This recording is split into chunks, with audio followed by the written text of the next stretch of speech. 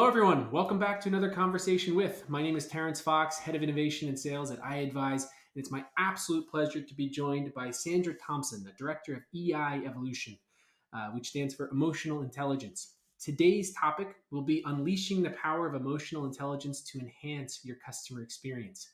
For those that don't know Sandra, which would be, I'd argue, difficult these days, she's the first Goldman emotional intelligence coach in the UK.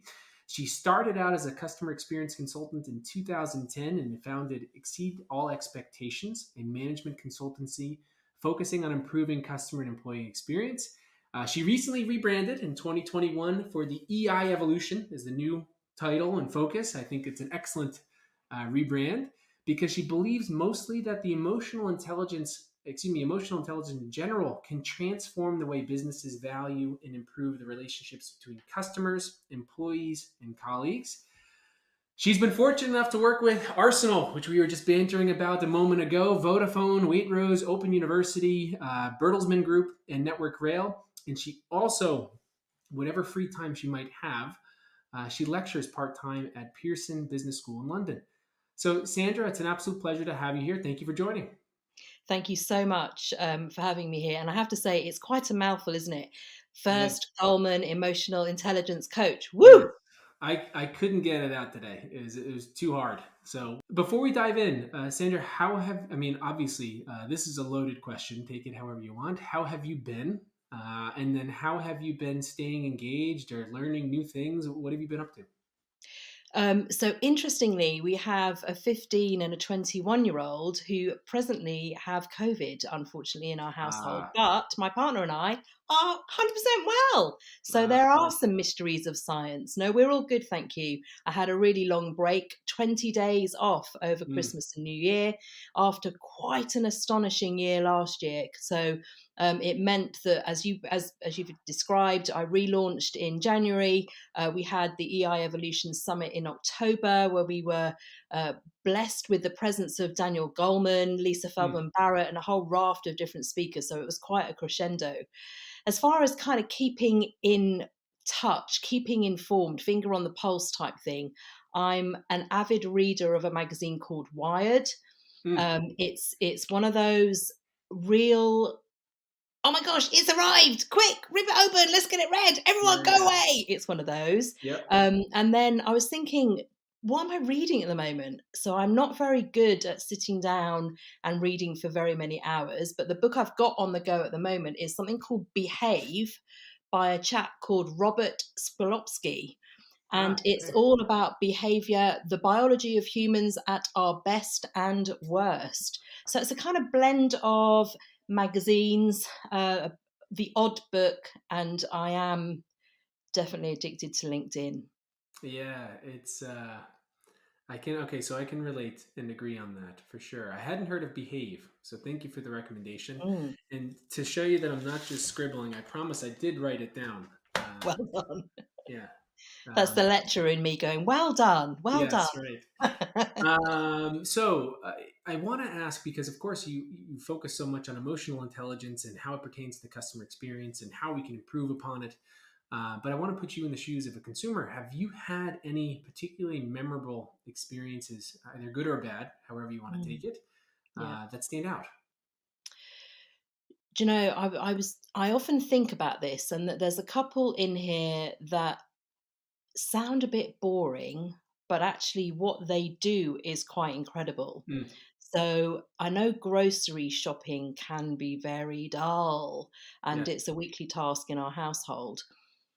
Tesco is a supermarket in the UK. I think they also have a presence overseas. But when we do our online shopping, its ability to remind us at various stages of the checkout Mm, from things that we have frequently bought. And I know it's really, really simple, but mm, my gosh, it saves hysteria when we are cooking something and we've suddenly forgotten that we have X, Y, and Z. We haven't got those things. So that's right. a boring but really useful, valuable addition. So the more that we can be proactive in that space, the better. Mm, And the other one I'm going to pick on I've got two very quickly.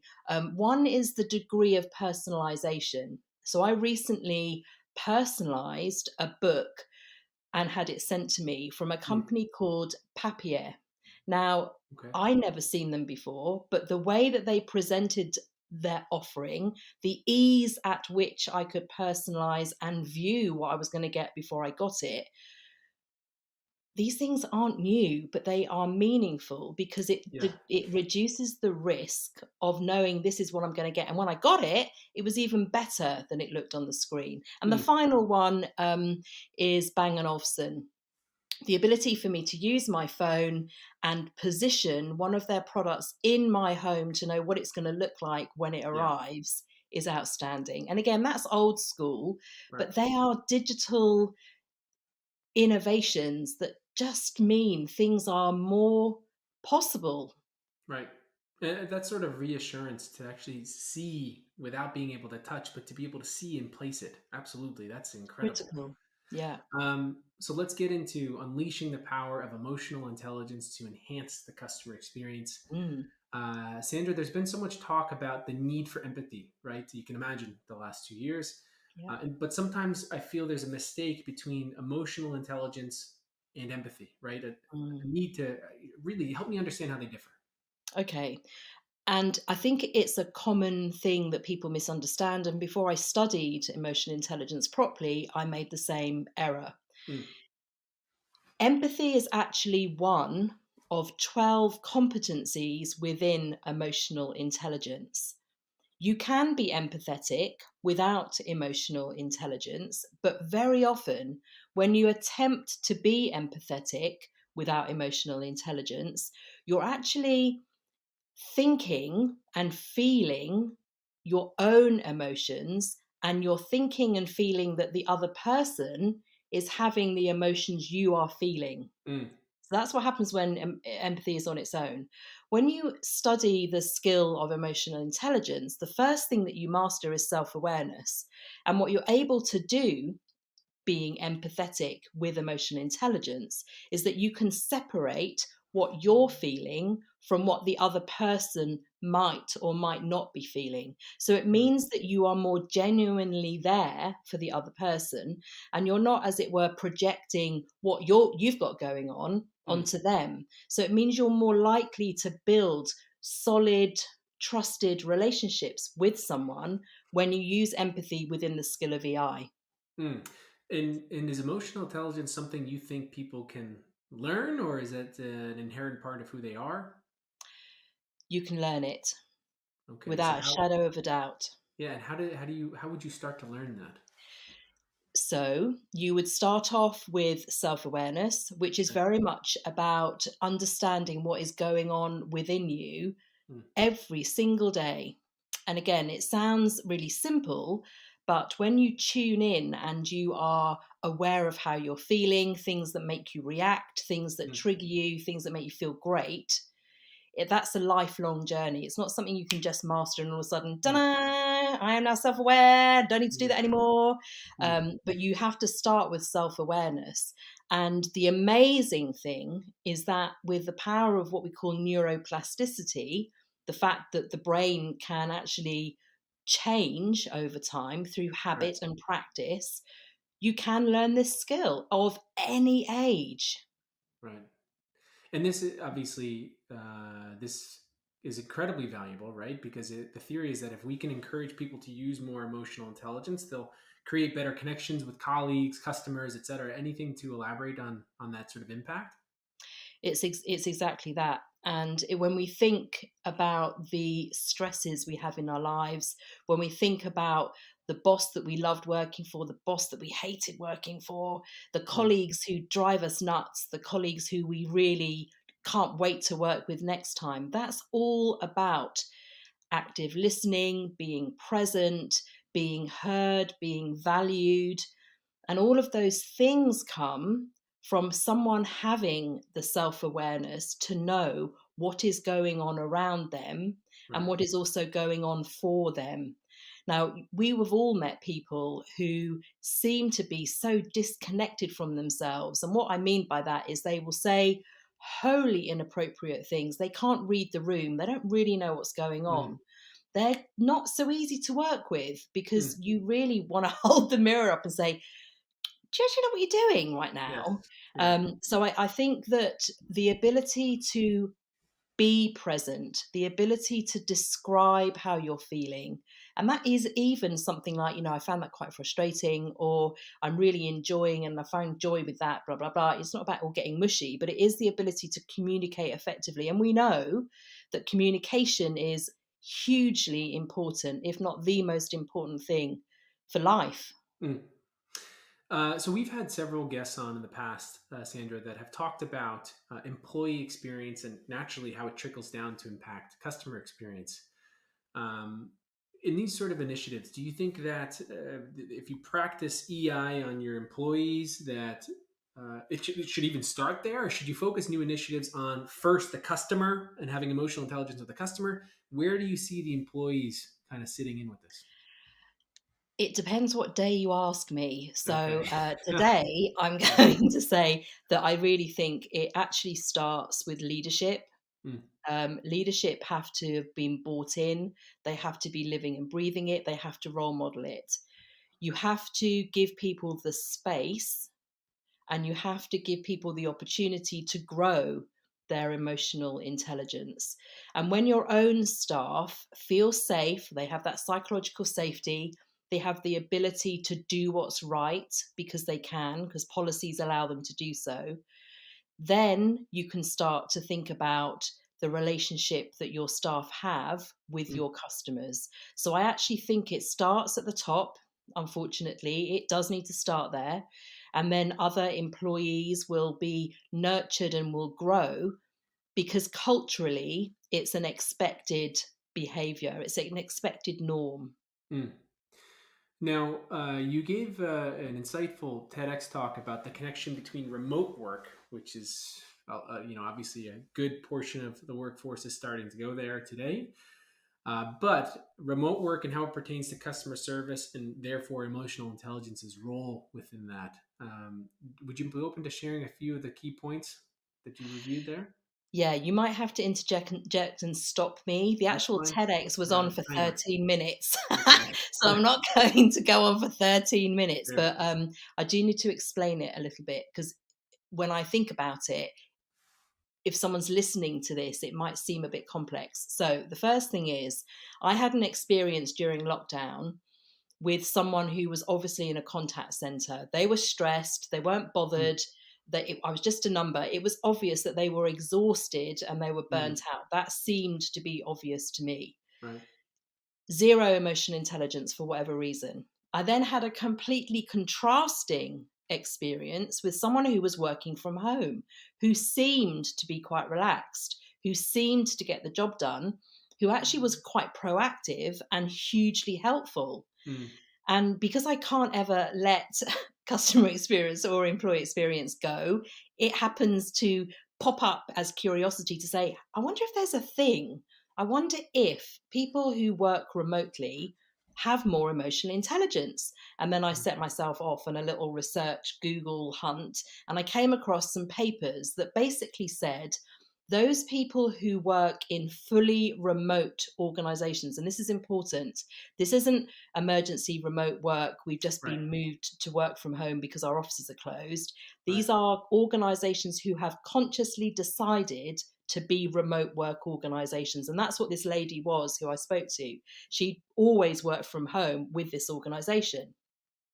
So it turns out that people who work in remote first organizations have higher levels of emotional intelligence.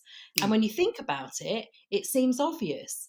Because if they're not seeing their colleagues in the flesh, if they're having to manage themselves, if they're managing to motivate themselves, if they have resilience, positive attitude, and mm, all of these wonderful things to be successful, those are emotional intelligence competencies. mm, And so my TEDx talk was basically saying, hey guys, those of you who do work in an office, now not everyone in customer experience obviously does, we know that, but if you are working in an office, imagine if your organization chose to be remote first, it's possible that you will grow your emotional intelligence because you want to be effective at work. Mm, And if you grow your emotional intelligence, you're going to be even better with your customers. So mm, don't worry about remote work being the next evil thing. It might just be the savior of customer experience. Ta-da!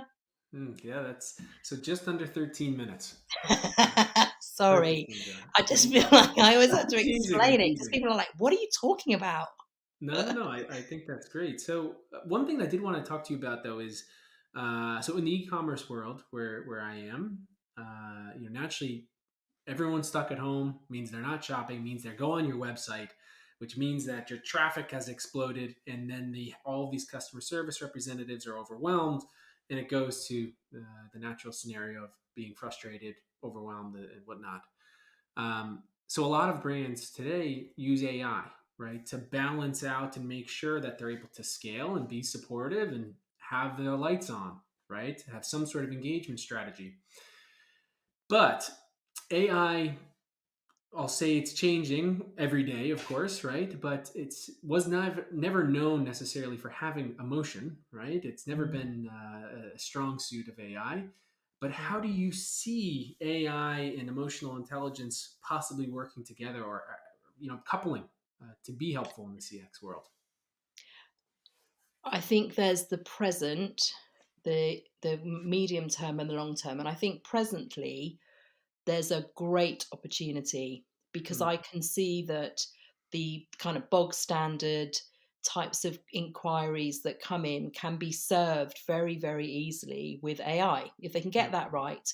And that then, as you've described yourself, frees up time for agents to then deal with the complex problems that mhm, AI can't deal with. So that's what's happening now. We can see it happening. It's whether or not the agents have the ability or they have the freedom to solve the problem as much as they need to, because that's where the emotional connection comes. Customers aren't ringing call centers to say, hi, isn't it a lovely day there? They're mm, ringing up to say, I've got a problem, you need to fix it.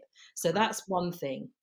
The midterm is that I'm noticing sentiment being more accurately identified. And what I mean by that is years ago, it was just about the words that were used. And I used to freak out about that because I think my use of the word experience might be completely different to the way that you see the word Right. experience. So if we're basing all of our AI on the language that's being used, we are on a course for destruction. It's no good.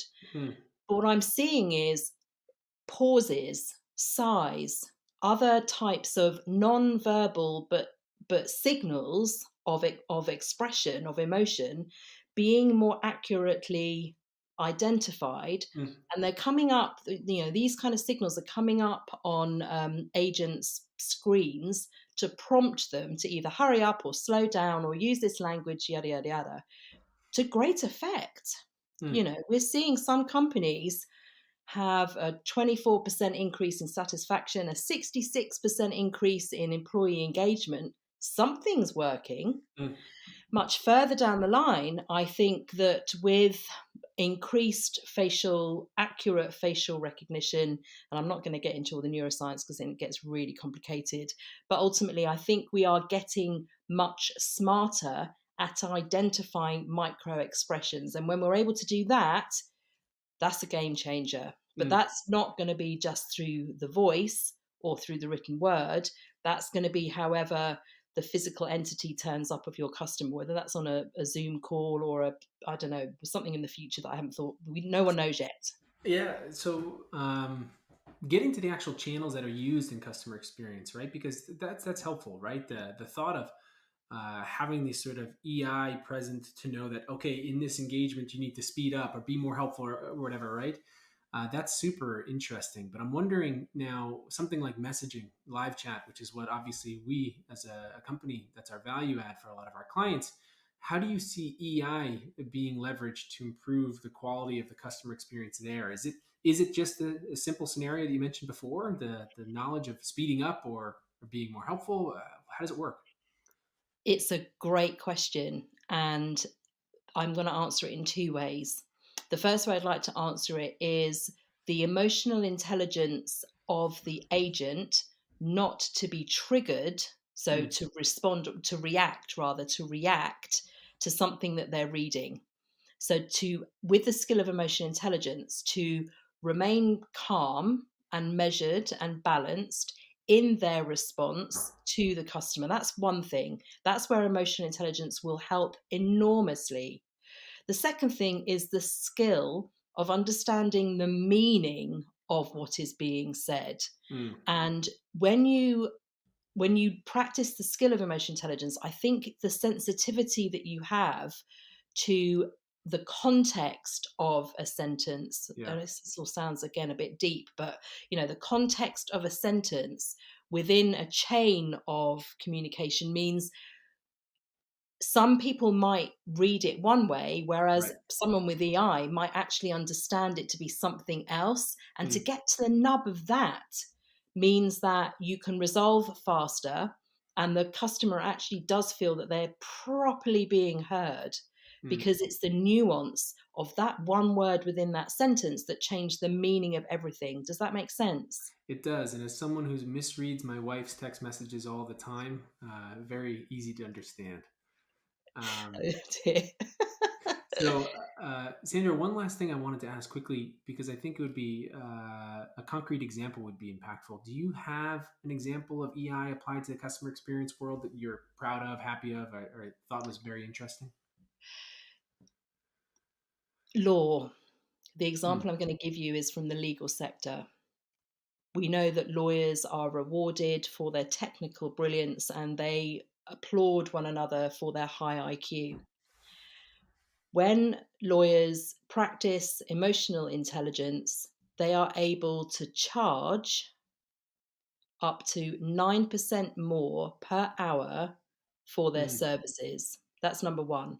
But probably as important, if not more important, depending on which side of the fence you're sitting on, the practice of emotional intelligence reduces heart attack, reduces stroke, and reduces other types of medical conditions that are typical of those high stress jobs. hmm. Wow. Okay.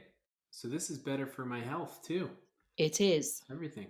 Huh. Wow. Very interesting. Well, Sandra, I want to thank you so much for joining us today. This is an absolute pleasure. Again, in the evening hours, especially joining us, being all the way over in London, the UK. Thank you so much. Any closing words of wisdom? Putting I'd you on like the spot. Go ahead. to. You are putting me on the spot, but that's all good. I'd like everyone to just take a look at what emotional intelligence really is. There's a lot of people that don't Mm, perhaps give it the credit that it actually can do. So that last point about law is important because it's not a fluffy, soft skill. It really right. isn't. That's one thing. And the second thing is just journal. Even if you can write a sentence a day on how you're feeling, it will increase your self awareness. It will enable you to articulate how you're feeling an awful lot better. And you're well on the road to improving your own EI. Wonderful. Well, Sandra Thompson, the director of the EI Evolution on unleashing the power of emotional intelligence to enhance customer experience. Sandra, thank you again. It was an absolute pleasure, and I appreciate you joining. Thank you very much.